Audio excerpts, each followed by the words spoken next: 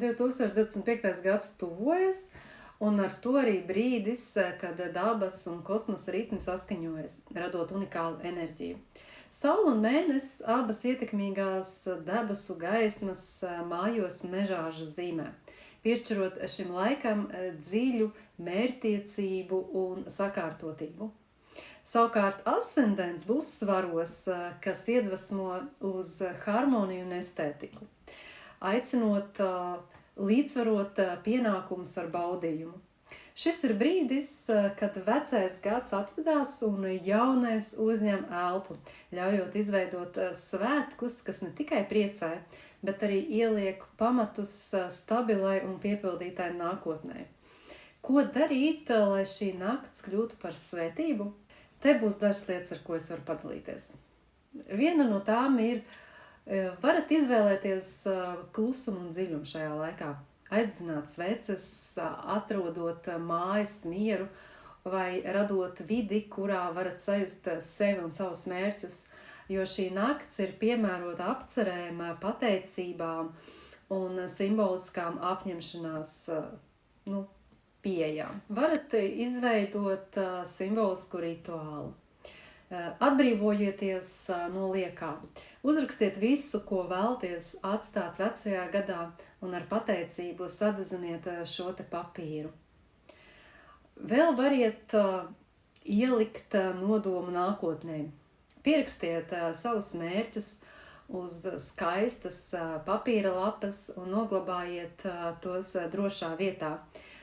Tie kļūs par jūsu ceļvedi jaunajā gadā. Svaru enerģija aicina ne tikai svinēt, bet arī sakārtot. Tāpēc piedošana un pateicība ir šīs nakts noslēpums, kas palīdz atvērt durvis jaunam sākumam. Mežāzes nes līdzi mācību par pacietību. Nepārsteidzieties, ļaujiet šai naktī būt nesteidzīgai, apzinātai un dziļai. Ko nevajadzētu darīt šajā svinīgajā laikā? Te ir pirmām kārtām jau nezaudējiet saikni ar sevi. Izvairieties no pārāk trokšņainām vai haotiskām ballītēm, kas novērš uzmanību no paša svarīgākā, no jūsu iekšējās harmonijas. Nekļūstiet arī viegliprātīgi, jo mežāža enerģija prasa atbildību.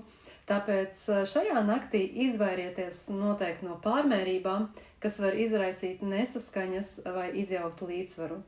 Šis noteikti nebūs piemērots laiks strīdu risināšanai. Pat ja kādas sarunas šķiet neatliekamas, atlieciet tās uz laiku, kad mēnesis enerģija kļūs mierīgāka. Ko vilkt mugurā? Izvēlieties tērpus zemes toņos, smilšu, brūnos, zaļos vai pelēkos, kas simbolizē stabilitāti un saskaņu ar mežāzi. Dabiskie materiāli būs viņam cienījami. Kokvilna, līns vai vilna savienos jūs ar zemes enerģiju, bet vieglais zīds, kas saskan ar svaru enerģiju, vai samts, piešķirs tērpam maigu greznību.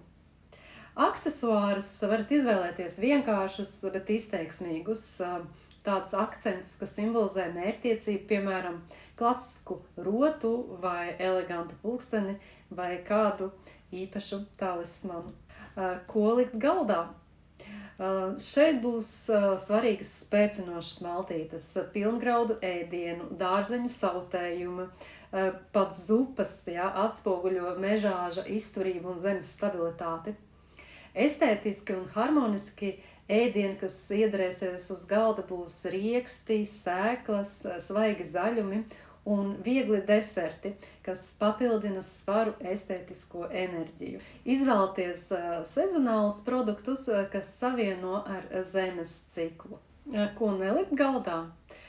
Nelieciet galdā smagas un pārmērīgi treknas maltītes, kas noslogo ķermeni un prātu.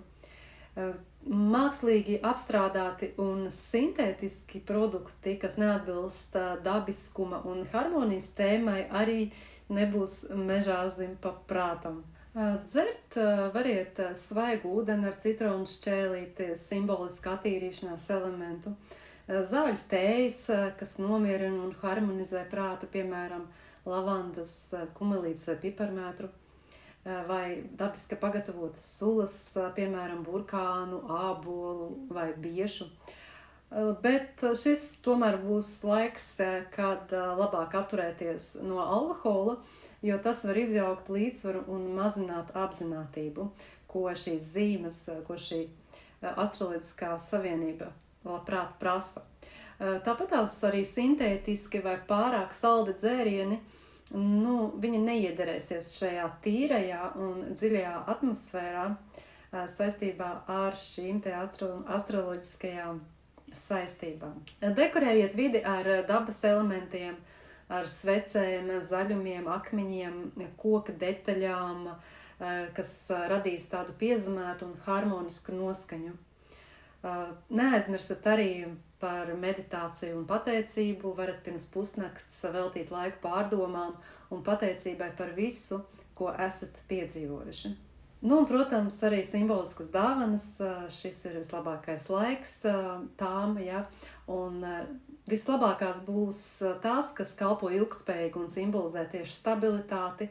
Tas varētu būt kāds skaists, praktisks vai iedvesmojošs priekšmets. Lai 2025. gads jums nes gaismu, spēku un skaidrību, lai katrs solis, ko esat spēruši šajā vecajā gadā, kļūst par stabilu pamatu jaunajam, piepildītam ceļam. Lai jums pietiek drosmes atlaist to, kas vairs nekalpo, un atvērt sirdi jaunām iespējām. Un, protams, lai dievišķā klātbūtne vijas cauri jūsu domām, vārdiem un darbiem, lai mērķi, ko izvirzīsiet šajā vakarā, piepildās ar vieglumu un pārliecību, un lai laiks, ko dzīvojat, vienmēr būtu dziļš, piepildīts un pilns dvēseles mirdzuma. Laimīgu jums 2025. gadu!